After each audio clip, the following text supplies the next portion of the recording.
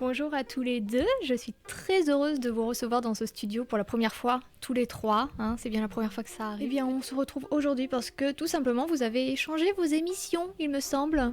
Oui. Ouais, c'est étonnant, hein. Mais avant d'en parler, est-ce que vous pourriez saluer nos auditeurs? Yenny? Très ravie de vous retrouver dans ce cadre un peu exceptionnel pour moi et pour les autres aussi. Jéhouk, bonjour. Bonjour mes chers auditeurs, je suis ravi de vous retrouver en dehors de mon émission et j'espère que vous êtes bien à l'abri du coronavirus. Ah bah ça on l'espère tous, nous aussi on espère qu'on est à l'abri. Yenny, tout le monde sait qui vous êtes, votre voix douce telle du velours et reconnaissable entre toutes.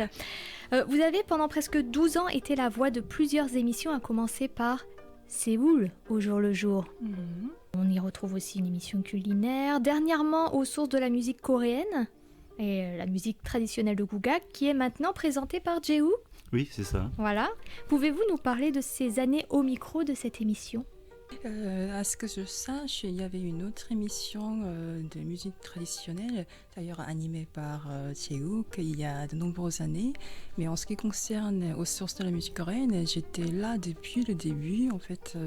Donc j'étais toujours là pendant 9 ans pour la rédaction et pour l'animation de sa toute première diffusion. C'était en avril 2011, je crois. Et donc, il faut dire que j'ai un attachement un peu trop particulier pour cette émission. C'était une expérience très enrichissante qui m'a fait découvrir la musique traditionnelle de mon propre pays en même temps que nos auditeurs. Et je suis très heureuse d'avoir pu accompagner et guider nos auditeurs dans cette aventure.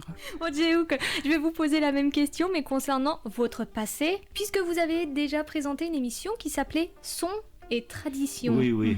C'est ça, Et ça remonte à 20 ans, je crois. C'est il y a presque 20 ans, j'ai effectivement animé une émission intitulée Sons et Traditions, consacrée au Gugak, à la musique coréenne traditionnelle. Et j'avoue que j'étais complètement ignorant, non seulement en Gugak, mais aussi dans la musique. Et c'est une émission qui m'a aussi beaucoup appris sur le Gugak, qui m'a initié au Gugak. Donc Yenny, maintenant vous êtes à la rédaction aussi de Séoul au jour le jour. À la place de notre ami Jéhouk, qui présentait aussi l'émission. En quoi le changement d'émission a modifié votre façon de préparer vos émissions ? Alors, ce n'est pas tout à fait nouveau pour moi parce que c'est en fait avec Séoul au jour le jour que ma carrière chez KBS a débuté il y a bien longtemps. Donc, ce n'est pas que Jéhouk qui fait un retour aux sources. Oui. Mais pour rédiger le script de Séoul au jour le jour, ça change beaucoup quand même parce que j'ai déjà perdu l'habitude de choisir les articles. Et donc il faut que je consacre un peu plus de temps au choix des articles. J'échange mon avis avec Hayang, qui est à la réalisation pour l'émission de vendredi.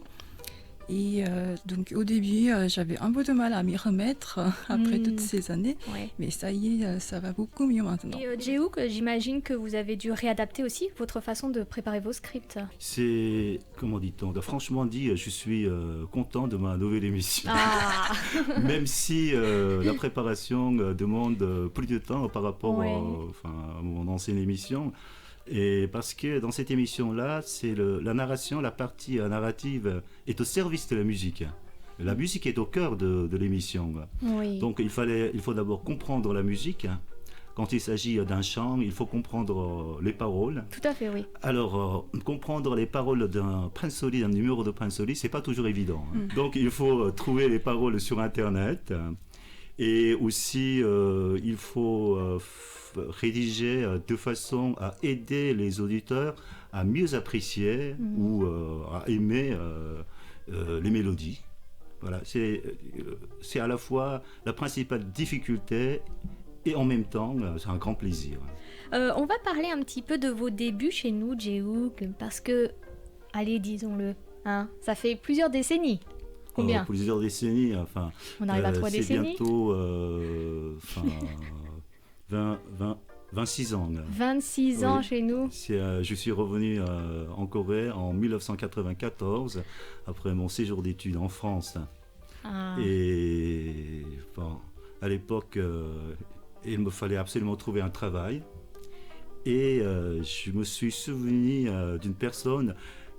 Les vieux auditeurs se souviennent de son nom sans doute. Elle a quitté le service français. Catherine. Son nom coréen, c'est Yoon Jong. Alors, nous étions amis depuis que nous étions étudiants.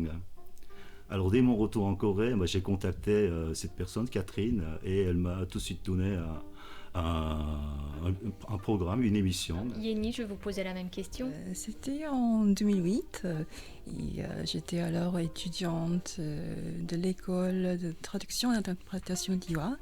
Et ma prof m'a proposé, en fait, elle m'a demandé si j'avais envie de travailler chez KBS World Radio. Et donc je me suis dit pourquoi pas. Et ma prof, c'était Choi Mi-kyung, qui a déjà fait expérience chez nous ici, lors de sa jeunesse. Donc je me suis dit pourquoi pas, ça fait déjà 12 ans.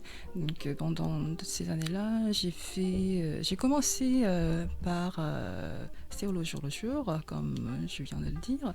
Et puis j'ai fait aussi une émission culinaire qui s'appelait C'est si bon la Corée. Et le service français, il vous inspire quoi? C'est une question très difficile. C'est vrai, hein? Oui. Mais je pense que c'est un peu comme ma famille, parce que depuis que mes parents se sont installés à la campagne, je vais au Mieraillon plus souvent que mes parents. On va finir notre rubrique. Est-ce que vous auriez un petit mot pour nos auditeurs? On va surtout portez-vous bien en ces temps de coronavirus et de confinement. Et nous sommes là pour vous remonter le moral et donc restez avec nous. Toujours là pour divertir. Eh bien, merci à tous les deux. Et on se retrouve dans vos prochaines émissions bientôt. Bien sûr. Allez, portez-vous bien tous les deux. Merci. Merci. Au revoir. À vous.